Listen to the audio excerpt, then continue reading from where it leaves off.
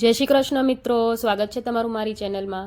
આજે આપણે બનાવવાના છીએ રેસ્ટોરન્ટ સ્ટાઇલ ખૂબ જ ટેસ્ટી અને બહુ ઓછી મહેનતમાં પાઉંભાજી। તો શિયાળામાં છે ને પાઉંભાજી ખાવાની મજા આવી જાય અને માર્કેટમાં બધાય શાક અવેલેબલ હોય છે।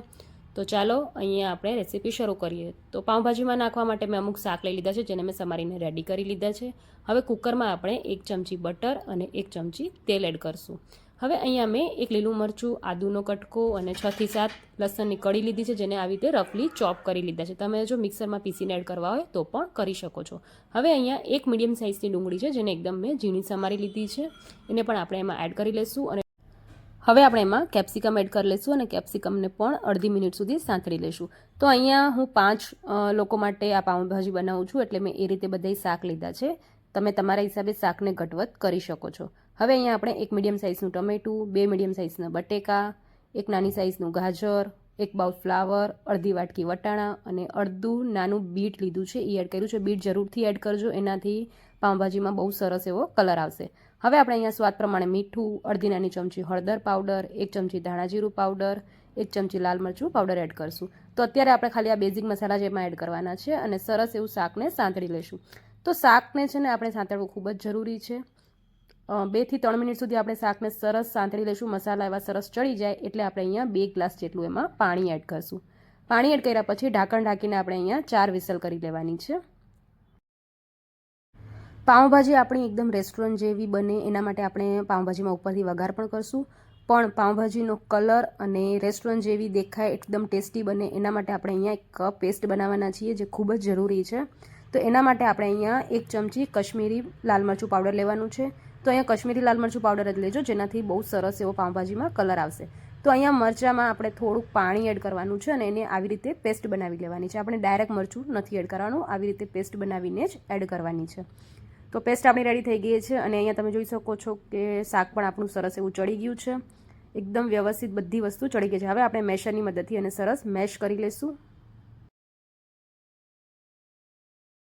આવી રીતે જો તમે લોકો પાઉંભાજી બનાવશો ને તો તમારી પાઉંભાજી એકદમ રેસ્ટોરન્ટ સ્ટાઇલ બનશે અને બહુ ઓછી મહેનતમાં પાઉંભાજી બનીને રેડી થઈ જશે। તો અહીંયા તમે જોઈ શકો છો શાકને સરસ આપણે મેશ કરી લીધા છે। હવે આપણે એનો વઘાર કરી લઈશું। વઘાર કરવા માટે આપણે કઢાઈમાં 2 ચમચી જેટલું બટર લેશું, સાથે આપણે 2 થી 3 ચમચી જેટલું તેલ લેશું। તો અહીંયા તમે ખાલી બટર કે ખાલી તેલમાં પણ બનાવી શકો છો, હું અત્યારે બંને યુઝ કરું છું। અડધી નાની ચમચી આપણે એમાં જીરું એડ કરશું અને અહીંયા ફરીથી આપણે એક મીડિયમ સાઇઝની ડુંગળી છે એ એડ કરશું। ડુંગળીને પણ આપણે સાંતળી લઈશું। તો ડુંગળી જો તમે બહુ ન ખાતા હોય તો તમે અહીંયા સ્કીપ કરી શકો છો, ડાયરેક્ટ આ પેસ્ટ એડ કરી શકો છો, પણ અત્યારે આપણે ડુંગળીને સાંતળીને જે પેસ્ટ બનાવી હતી એ પેસ્ટ આપણે એમાં એડ કરી લઈશું।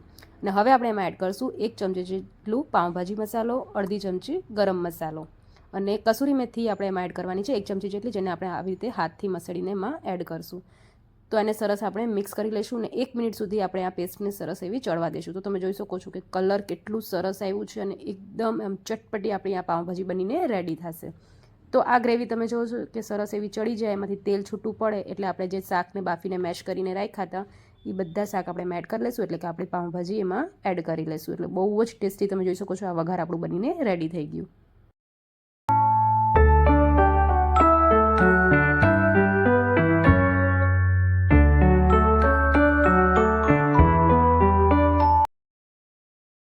હવે એને સરસ મિક્સ કરી લઈશું અને 4 થી 5 મિનિટ સુધી આને ઉકળવા દઈશું, જેનાથી એકદમ સરસ આપણી આ પાઉંભાજીનો ટેસ્ટ આવે। તો તમે જોઈ શકો છો, કલર જોઈ શકો છો અને એકદમ રેસ્ટોરન્ટ સ્ટાઇલ આપણી આ પાઉંભાજી બનીને રેડી થઈ ગઈ છે।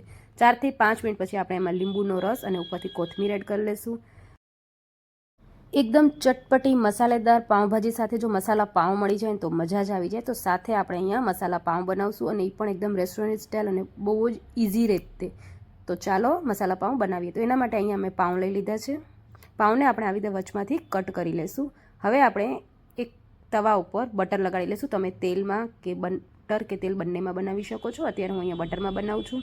બટર એડ કર્યા પછી આપણે એમાં એડ કરવાની છે આપણી બનાવેલી પાઉંભાજી। તો 1 ચમચી જેટલી આપણે જે પાઉંભાજી બનાવી એ આપણે એમાં એડ કરશું। ઉપરથી આપણે થોડુંક પાઉંભાજી મસાલો એડ કરવાનો છે અને એને સરસ મિક્સ કરી લઈશું। હવે પાઉંને આપણે તમે વિડીયોમાં જોઈ શકો છો બિલકુલ આવી રીતે આમાં લગાડી લઈશું અને પાઉંને શેકી લઈશું। તો ખૂબ જ ટેસ્ટી મસાલા પાઉં આપણા બનીને રેડી થઈ ગયા છે અને એમને કોરા પાઉં ખાવાની પણ ખૂબ જ મજા આવે છે।